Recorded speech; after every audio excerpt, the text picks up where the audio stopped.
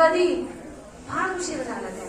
मग ताई तुम्हाला एक माझी खरंच विनंती आहे, मी मूल्य संस्कार, गर्भसंस्कार, शिशु संस्कार हे संस्कार माऊलींनी 18 अंतर्गत आपल्याला राबवायला सांगितलेले. आपण येतो फक्त आरत्या करतो, प्रसाद मिळतो, आरती केल्याचं समाधान मिळतं. आता याच्यावर राहून थांबणार नाही आपल्याला.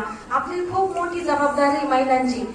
काय करायचंय, आल्यानंतर 11 प्रदक्षिणा का घालतो औदुंबराला, पायच का धुतो, त्रिवार मुद्राच का करतो. महाराजांना त्रिवार मुद्रा केल्यानंतर शास्त्रीय कारण काय, वैज्ञानिक कारण काय, हे सगळं जाणून घ्या. आपल्या मेंदूला रक्तपुरवठा चांगला होतो. आल्या पाय धुतल्यानंतर आपण घरातून वैतागून आलेला असतो.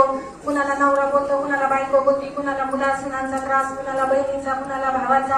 मग ते डोक्यात गणगण घेऊन चला बाई आपल्याचं केंद्रात तरी जाऊन म्हणतात. ते तिथं गर्दी आहे, बोरडे बाईला चांगलं सांगायची, काहीतरी शैलीबाई सांगायची जाऊ. मग ती गणगणी ती बाई आलेली असती किंवा ती व्यक्ती आलेली असती म्हणून ते पाय धुवायचे. थंड पाण्याने पाय धुतले तर मेंदूला गारवा जातो आणि आपला मेंदू तिथंच बाहेर शांतो.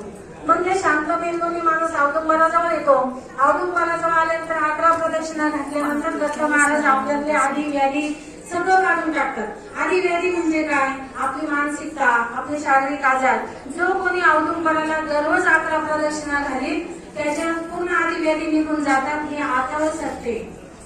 मग आता त्यानंतर